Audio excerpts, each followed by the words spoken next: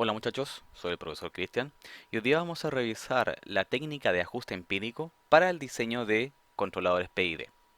Esta técnica está basada principalmente en la experiencia de otros diseñadores, por lo que los criterios en los cuales se basan sus diseños están indicados directamente para características de la respuesta temporal, vale decir, tiempos de asentamiento y sobreoscilaciones o sobrepasos máximos.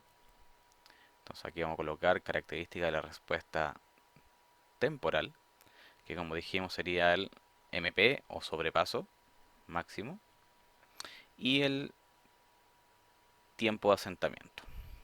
Además, se puede indicar como característica de desempeño el margen de fase y el margen de ganancia, como característica de estabilidad.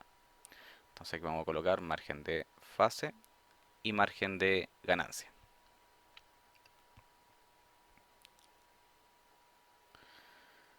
Tenemos entonces que estas fórmulas fueron, bueno, fórmulas de sintonía como se llaman, porque son de ajuste.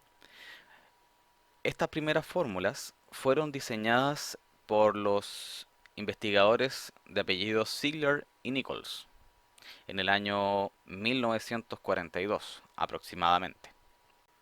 Entonces aquí vamos a notar, fueron diseñadas por, o creadas mejor dicho, por Ziegler y Nichols en el año 1942, las cuales recogieron diferentes características de comportamientos de procesos industriales típicos que se presentaban de forma recurrente en cada uno de ellos, en donde una de estas características estaban basadas en una forma que se llama cambio en la carga, o sea, cuando el proceso está sometido a perturbaciones. Entonces aquí vamos a colocar cambio en la carga. Y como dije anteriormente, que eran directamente perturbaciones. Eso se llama cambios en la carga. Y el comportamiento típico que tenía esto presentaban un coeficiente de amortiguamiento de 0,25 cuando se perturbaba el sistema. Por lo tanto, alrededor de eso se diseñó un sistema de control y técnicas de diseño o de ajuste empírico para justamente ese fenómeno. Con esto voy a presentar a continuación las fórmulas típicas más conocidas de Ziegler-Nichols, que serían las fórmulas de lazo abierto. Estas fórmulas están basadas en que se ha estimado un sistema de primer orden con retardo temporal estable y en lazo abierto. Por eso es que se llaman técnicas de ajuste en lazo abierto. Entonces sería una función de transferencia de primer orden que se establece preliminarmente con un retardo de transporte o retardo temporal. Y ahí tiene entonces asociada la constante de tiempo típica de un sistema de primer orden.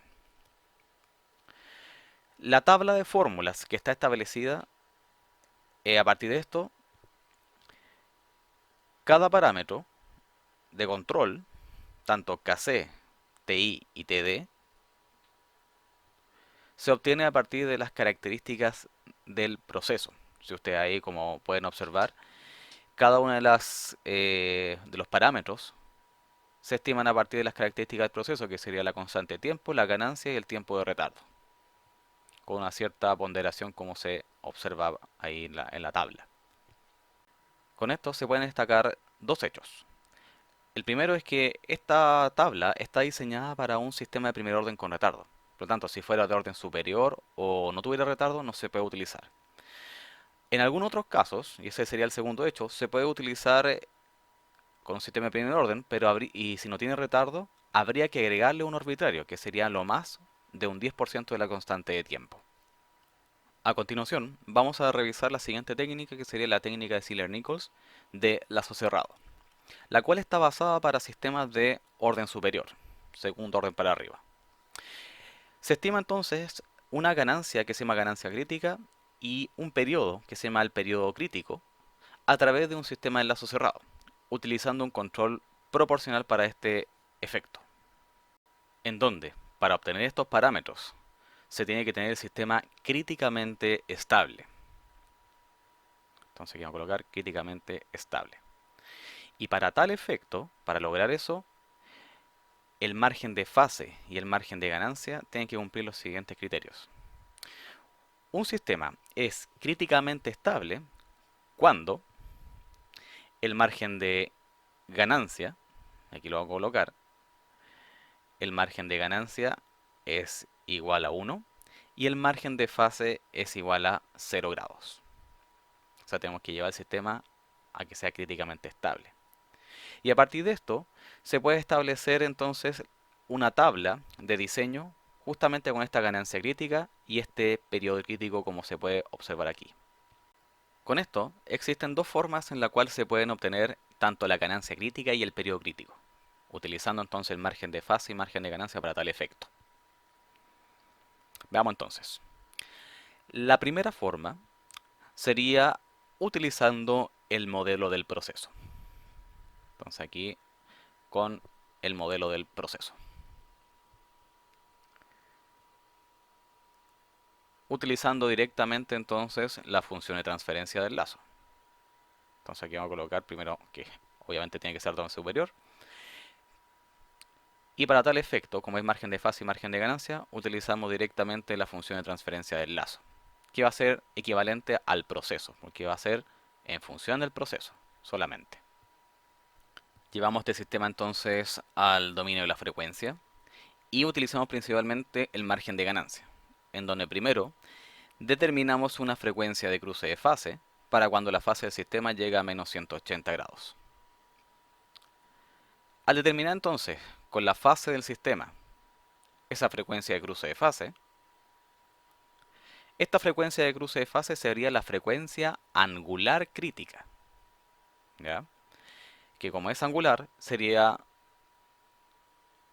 frecuencia crítica 2 por pi por la frecuencia. Entonces la frecuencia crítica en este caso.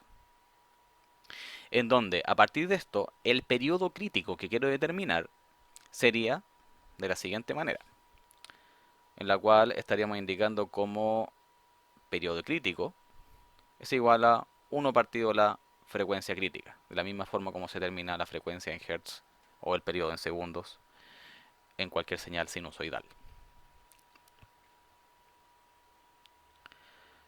Como estamos en margen de ganancia, ahora tenemos que pasar a la ganancia del sistema evaluada en esta frecuencia.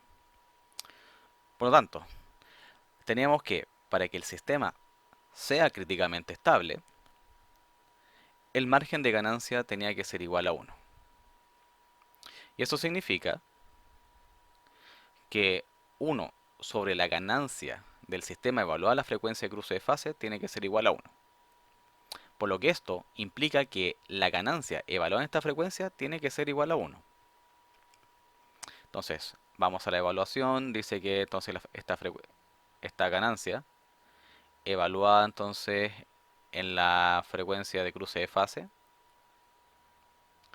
Entonces aquí vamos a determinar la expresión y tenemos que, ahí yo le agregué un elemento más que es la ganancia crítica y tenemos que encontrar la ganancia para cuando esta ganancia evalúa la frecuencia de cruce de fase del sistema sea igual a 1.